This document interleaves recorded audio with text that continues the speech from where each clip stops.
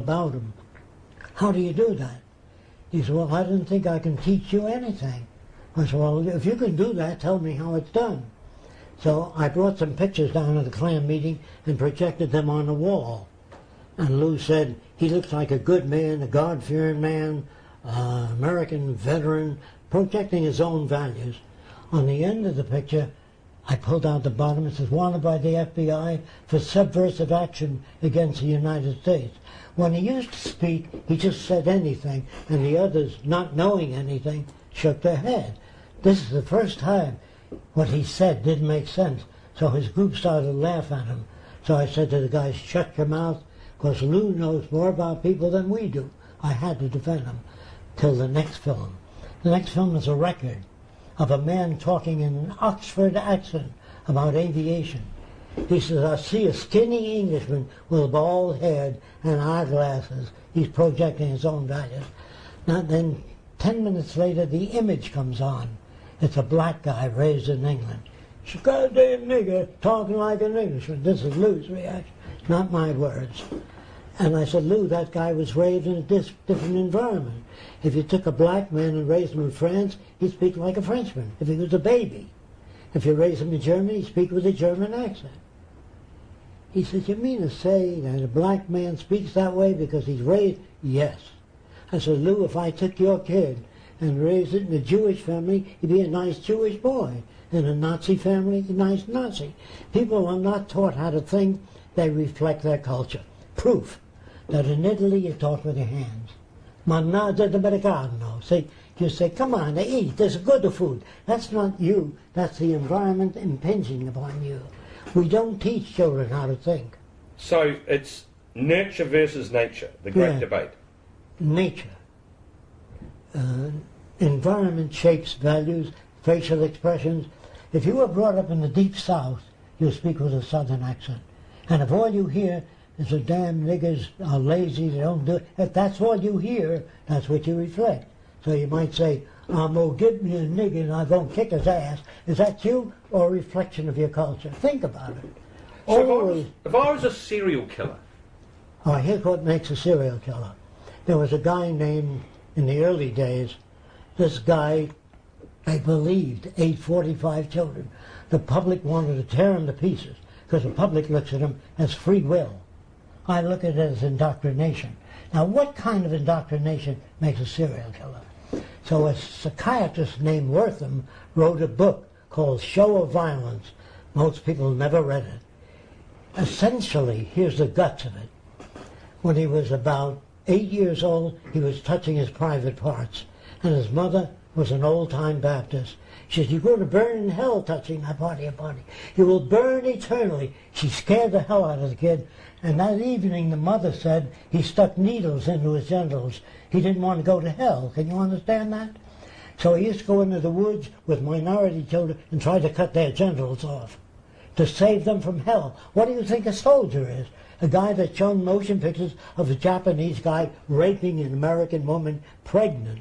And so the enlistment goes up. So people are taught to hate. Before the war, remember, it was pretty parasol and fan in far-off Japan. Now, slanty-eyed bastards.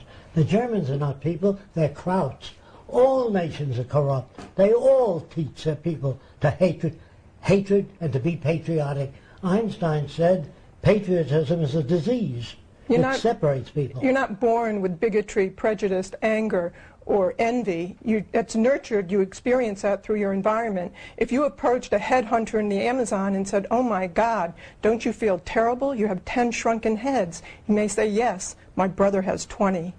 Is he bad? No. So how, if we know what is, I mean, we can look at all the influences on society that are negative. They don't know how to do that today. And we come to what, we look at this vision that you have. How do we get there? Because a lot of people have no vested interest. I know. In abandoning the way things are done. We want to make a major motion picture showing how we get from here to there. It's not going to be smooth. It's going to have a lot of problems, a lot of assassinations. This is normal to that much of a change. If you want to try to patch up the old system, it'll take many years and many wars. We don't have the time. If all nations are building nuclear weapons now because they don't trust each other. Now, Is your life in danger? What's that? If you come up with something that's so My life is radically- always in danger. It's always been in danger. I developed the first flying wing aircraft. I had nothing but trouble. I worked on long hours of children working in factories and tried to stop that. I'm 94 now. I do all I can do. Rather than fear death, I don't fear death. I fear where man is going. The hell they can produce is unbelievable because of not really human stupidity. They're not educated in our schools. Our universities are better equipped than ever, and the wars are getting worse. So how can we be sane if the weapons are getting worse? Roxanne, he doesn't worry about himself, but do you worry about him? Because of the things he is talking about, breaking the natural order, don't they? Well, the established order. We both are very afraid of where things are going out there, and if you sit back and do nothing, nothing will happen. So he's been working on a new approach all his life that nobody else is dealing with. They're all trying to patch up this system, and it's this monetary system that creates the aberrant behavior, that creates the pollution, that creates the terrible situation between people and the environment. So if we sit back and do nothing, this will continue to go right down to the ground. And what it takes is introducing these new ideas. People think of it in terms of socialism, communism, free enterprise system, or fascism. Nothing has been introduced. So we want to show it in film to show people really just what type of future they can have if they work together and create and make all the natural resources as the common heritage of all the Earth's people. This is the only way we'll go beyond what we're doing today. Otherwise, there'll be more and more suffering if we don't use the scientific method applied to the way we live. You will never stop, will you? You will never stop. The language we use today was designed hundreds of years ago. That makes it impossible to talk to one another. When you read the Bible, it's subject to interpretation. People say Jesus meant this, no, he meant that. So you got the Lutheran, Seventh-day and the Catholic. So we need a language that's not subject to interpretation. Mathematics, chemistry, when chemists talk to each other, it's not, I think you mean this. When structural engineers build a bridge, they talk to each other and they understand exactly. We need that in the common language. Otherwise, when you talk to a person, I don't care if it's your wife or children, it goes through their head, comes out different as they think you mean it. That's the danger of the world today. So people say to you, have a nice weekend. Why don't they say, have a nice life? Why just a weekend? Because that's a normal.